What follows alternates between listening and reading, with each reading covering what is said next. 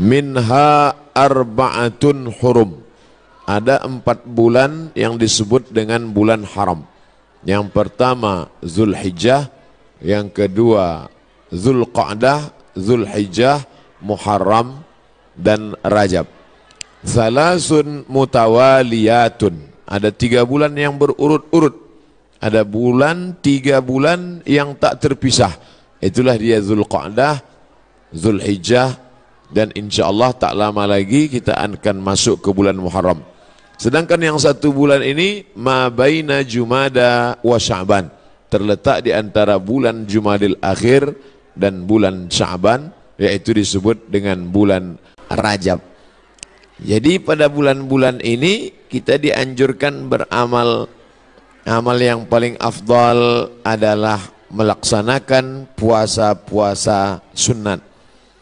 Khusus untuk bulan Muharram nanti itu ada puasa sunat yang disebut dengan puasa Ashura. Jadi kita catat tanggalnya, insya Allah nanti tanggal 1 September itu bertepatan 1 Muharram, berarti nanti pas pada tanggal 9. Yang paling bagus puasa itu tanggal 9, 10, 11. Kalau tidak sanggup 3 hari, karena kata Nabi SAW, jangan sama puasanya dengan puasa Bani Israel. Khaliful Yahud.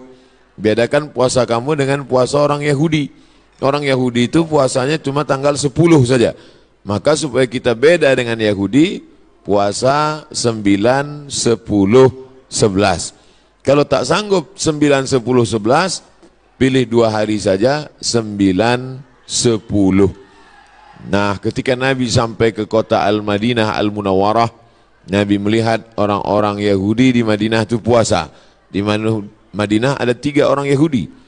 Yahudi Bani Nadir, Yahudi Bani Quraizah, Yahudi Qainuqa. Mereka tak makan, tak minum pada hari itu. Nabi bertanya, "Ma hadza?" Hari apa ini? Mereka menjawab, "Hadza yaumun salihun." Ini hari yang baik. Najjallahu fihi Musa wa aghraqa fihi Fir'aun. Hari ini Allah menyelamatkan Nabi Musa dan menggelamkan Fir'aun laknatullah alaih. Maka kemudian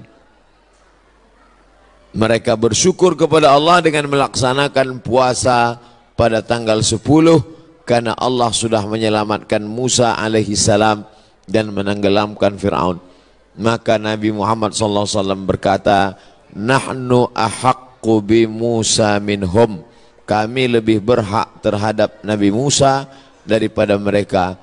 Maka Nabi pun melaksanakan, memerintahkan fa'amara bi siyamihi. Nabi memerintahkan puasa. Jadi tentang puasa Asyura ini tidak ada ikhtilaf antara ulama tentang disyariatkannya berdasarkan hadis-hadis yang sahih tuntunan Nabi Muhammad sallallahu alaihi wasallam. Oleh sebab itu kita yang berbadan sehat, khususnya bagi perempuan yang banyak punya hutang puasa kemarin, dengan berpuasa di Asyura 9, 10, 11, dia sudah bisa mengqadha, mengganti 3 hari puasa yang tinggal.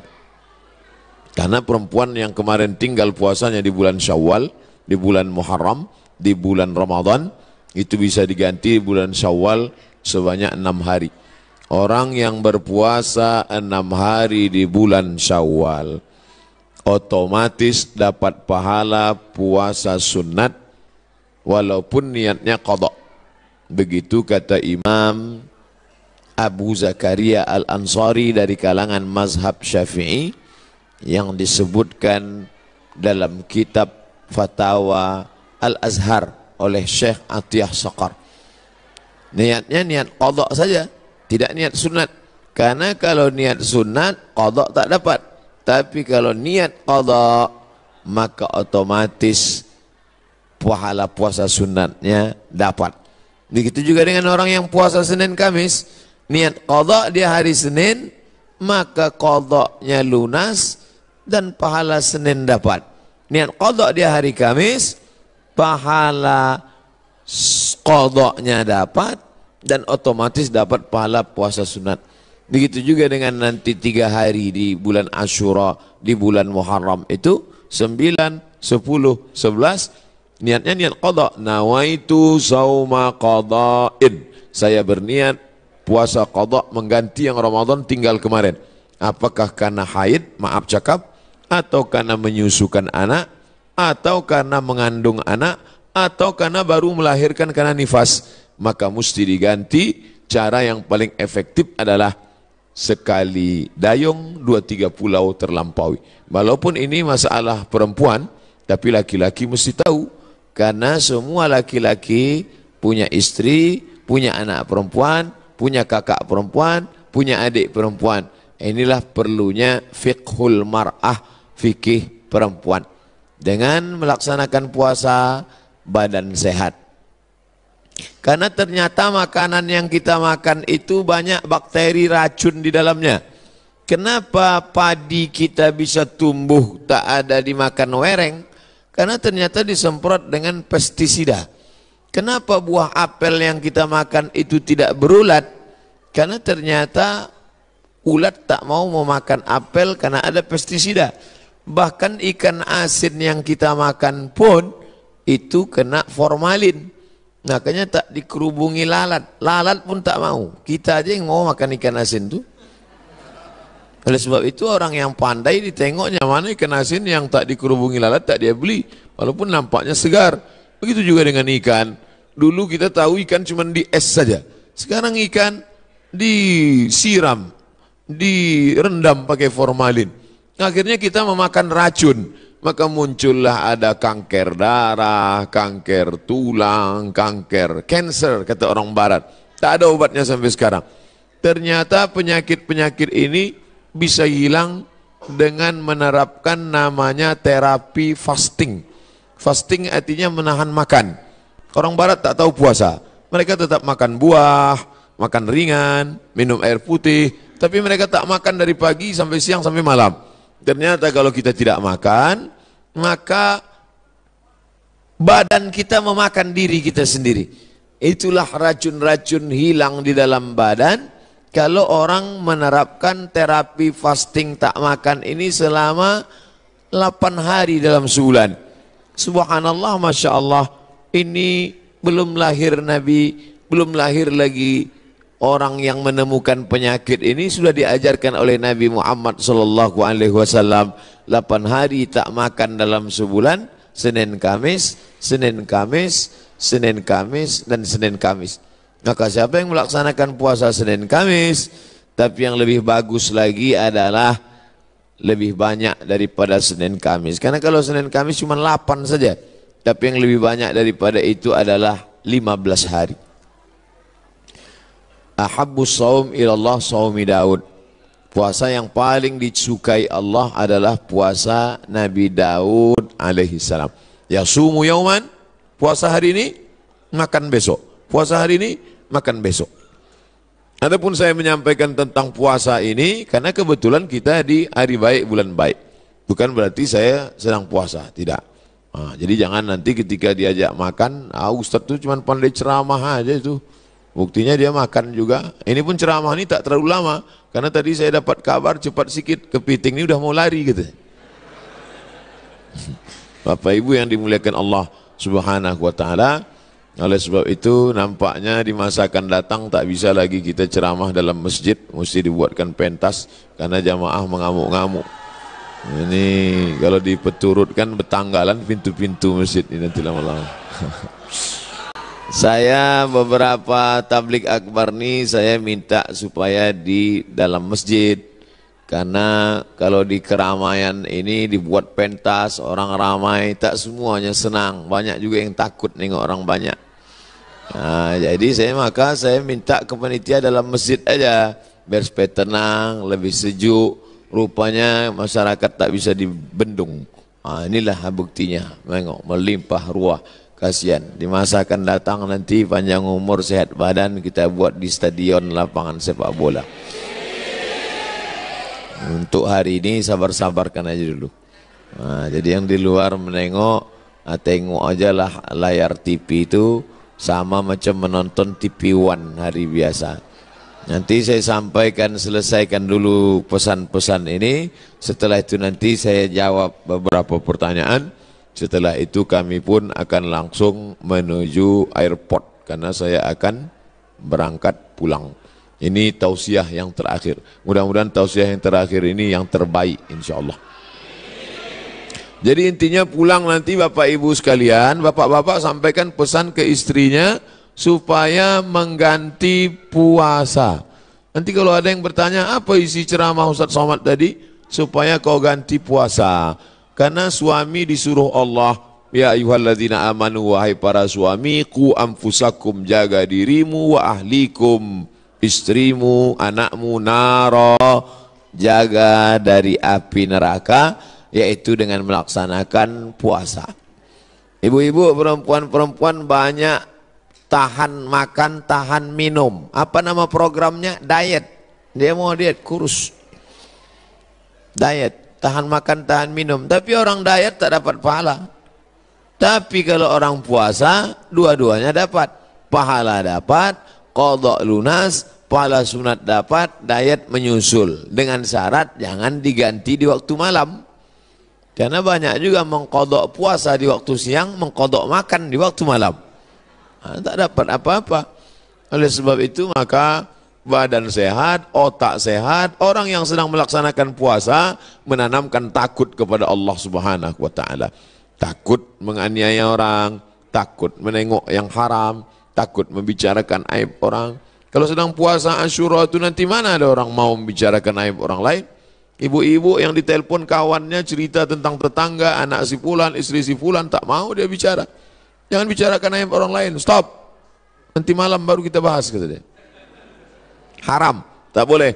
Man lam yada qaulaz zur, siapa yang tak meninggalkan cakap kotor, cakap yang tak baik, membicarakan aib orang lain, menganiaya, falaisa lillahi hajatun fi ayyada ta'amahu wa syarabahu.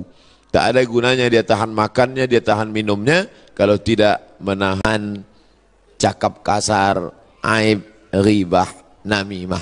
La yadkhulul jannatan lamamun, tak masuk surga orang yang membawa-bawa cakap orang. Cakap si A tentang si B disampaikan oleh si B kepada si C, beradu kepala si B dengan si C gara-gara si B. Oleh sebab itu dalam hadis dikatakan Nabi membelah pelepah kurma, Nabi tusukkan ke suatu makam. Sahabat heran, kenapa kau tusukkan pelepah kurma itu ya Rasulullah? Kata Rasulullah, ini orang yang di dalam kubur ini sedang kena azab. Azab apa? Azab kubur. Itulah makanya sebelum salam kita berdoa, Allahumma inni a'udzubika min azabi jahannam wa min azabil qabri. Minta jauh dari azab kubur. Kenapa dia di azab kubur ya Rasulullah? Ada dua dosa dia. Yang pertama, kena azab kubur karena namam, membawa-bawa cakap orang. Oleh sebab itu kalau lidah ini terpancing mau bicara aib orang lain, stop, diisi dengan zikir, tasbih, tahmid, takbir, tahlil. Tasbih, subhanallah. Tahmid, alhamdulillah. Takbir, Allahu akbar. Tahlil, la ilaha illallah. Kalimatani, dua kalimat. Khafifatani alal lisan, ringan di lidah. Thaqilatani fil mizan, berat pada timbangan hari kiamat. Habibatani ilar rahman, disukai Allah. Subhanallah bihamdihi, subhanallahil azim. Subhanallah bihamdihi, subhanallahil azim. Subhanallah bihamdihi, subhanallahil azim. Jadi yang paling bagus diisi pada bulan haram ini, Dzulqa'dah, Dzulhijjah, Muharram, ini adalah puasa sunat. Tapi ada 4 hari di bulan ini tak boleh puasa. Di antara 3 bulan ini ada 4 hari tak boleh puasa. Itulah dia tanggal 10, tanggal 11, tanggal 12, tanggal 13. Kenapa tak boleh puasa? Karena hari raya daging kambing melimpah ruah. Walaupun tak semua bisa makan kambing ini, karena asal ditengoknya, baru menengok bungkusnya aja sudah naik darah tingginya. Belum lagi makan dagingnya. Nah, adapun sekarang inilah masanya membakar kolesterol, membakar karbohidrat, membakar yang kita makan pada saat penyembelihan hewan kurban kemarin. Adapun ibu-ibu, bapak-bapak yang masih banyak daging kurban di freezer itu, sedekahkanlah kepada anak yatim, fakir, miskin. Ini udah hari raya yang keberapa ini di bulan Zulhijjah. Sudah mau habis bulan Zulhijjah, masuk bulan Muharram. Tapi kulkas masih banyak yang belum bisa ditutup. Masih menyipak kaki kambing itu lagi. Sebab itu, maka ini menunjukkan kita ini ada sifat tamak. Ada sifat tak ingin rezeki kita itu dimakan orang lain. Padahal puncak keimanan adalah la yu'minu ahadukum, kamu tak beriman hatta yuhibba li akhi, sampai kau sayang kepada saudaramu ma yuhibbu li nafsih, sama macam sayang pada diri sendiri. Tak sampai hati kita, makanan itu hanya lewat di leher kita. Kalau enak rendang kambing, gulai, soto, capcay, sop itu di lidah kita, di leher kita, maka kita bagikan kepada yang lain. Makanya kata Nabi SAW, idza tabakhta fa'akthir ma'aha. Kalau kau masak, banyakkan kuahnya. Kita disuruh masak banyak kuah. Untuk apa? Bagi kepada tetangga. Jadi kalau daging tadi tinggal 2-3 potong, masaklah nanti sore, banyakkan kuahnya. Bagikan. Tapi jangan gara-gara ceramah nih, ibu tu hasil bersedekah, kuah aja isinya. Apa maknanya? Sedangkan sikit saja dia bisa berbagi, apalagi banyak.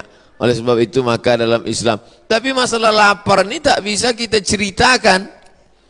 Lapar bukan teori, tak bisa diceritakan. Lapar menurut bahasa, lapar menurut istilah, lapar menurut etimologi, lapar menurut terminologi. Lapar mesti dirasakan. Setelah kita rasakan lapar itu, maka muncullah rasa berbagi. Lapar Ramadan sudah lupa, udah agak lama. Ramadan, Syawal, Zulqa'dah, Zulhijjah, 5 bulan setelah itu datang kita disuruh mengingat lapar lagi. Itulah dia lapar 3 hari, tanggal 9, tanggal 10, tanggal 11. Ngaji jangan cuma pengajian aja. Pengajian nonton TV, pengajian di YouTube, pengajian sekarang live langsung, cukup.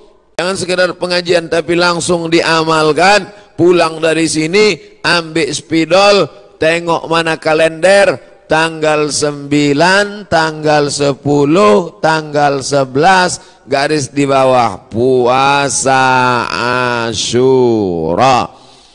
Andai, maaf cakap, pas tanggal 9, 10, 11, dia haid, maka dapat tetap pahalanya, karena sudah ada niat. Innamal a'malu binniat. Ibu kenapa tak puasa? Oh, mohon maaf, saya sedang halangan. Tapi niat sudah sampai. Adapun laki-laki tak ada alasan. Kau kenapa tak puasa? Aku niat aja sudah sampai. Anda tetap laksanakan. Maka bapak membangunkan istrinya. Rahimallahu mar'an, Allah merahmati laki-laki yang membangunkan ahli bait keluarganya supaya mengingatkan dia puasa besok. Bu, Omak si Pulan, besok puasa, ganti puasa qadha kau yang tinggal Ramadan kemarin. Begitulah beruntungnya kalau punya suami solehah, kalau punya suami soleh, istri solehah. Tapi kalau dapat laki Fir'aun,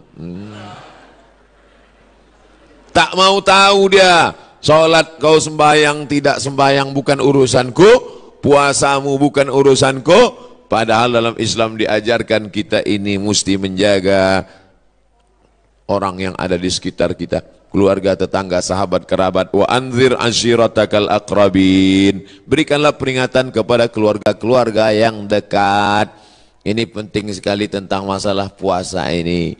Semua penyakit berawal dari lambung. Semua penyakit berawal dari lambung. Oleh sebab itu maka kosongkan lambung, hilangkan bakteri. Coba tengok iklan di TV. Dari bakteri di dalam lambung itu muncul penyakit gula darah, muncul penyakit diabetes, muncul penyakit jantung koroner, muncul penyakit kanker, muncul penyakit makanan. Bagaimana supaya cara makanan tadi hilang? Ini diperbanyak puasa sunat. Bagi yang sudah puasa sunat, alhamdulillah. Bagi yang mencoba, mudah-mudahan disampaikan Allah Subhanahu wa taala niatnya sampai akhir. Jangan takut nanti puasa sunat badan lemas. Puasa sunat kecuali dia pekerja berat. Pekerja berat tidak dianjurkan puasa sunat karena dia mencari nafkah. Bapak-bapak dari tentara, kepolisian, dia berat tugas. Polisi lalu lintas, kalau dia puasa tak sanggup. Jangankan untuk menangkap, mengembus semprit itu tak sanggup. Sedangkan ini tugas negara. Tugas ini wajib, sedangkan ini sunat. Jangan didahulukan yang sunat, meninggalkan yang wajib.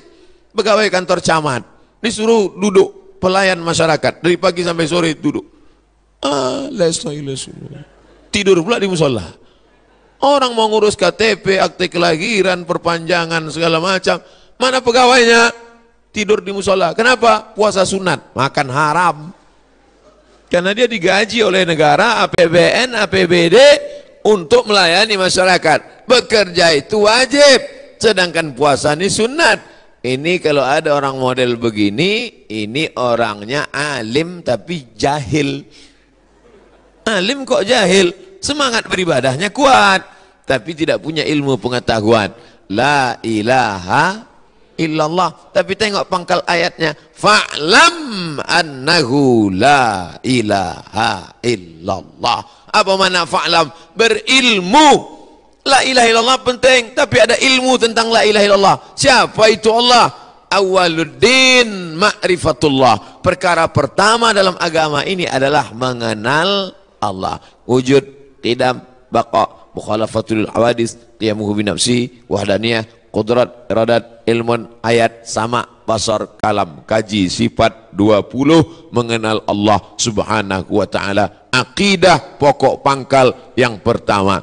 Setelah akidahnya kuat, barulah ibadah. Salat, puasa, zakat, haji, umrah, zikir, baca Quran. Tapi ada ibadah dalam hati.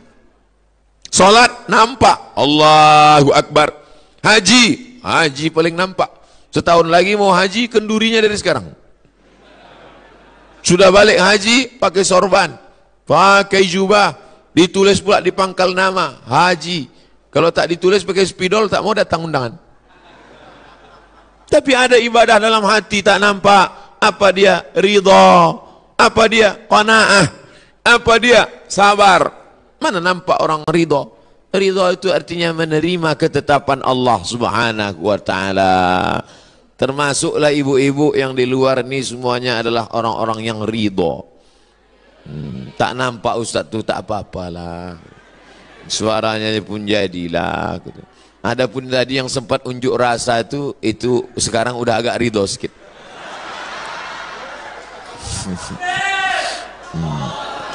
Nanti setelah kita masuk ke dalam surga, ditanya oleh Allah, surga kalian sudah dapat, makanan kalian sudah dapat, sungai, taman-taman, maza turidun, penghuni surga kalian mau apa? Penghuni surga menjawab, ridhaka. Ada satu yang kami belum dapat, ridha engkau ya Allah. Karena yang mendapatkan ridha Allah adalah orang-orang yang ridha di dunia, menerima ketetapan Allah subhanahu wa ta'ala. Nah, jadi yang di luar ini udah ketetapan Allah, terima aja lah nih. Gitu cara menenangkan orang yang di luar-luar nih.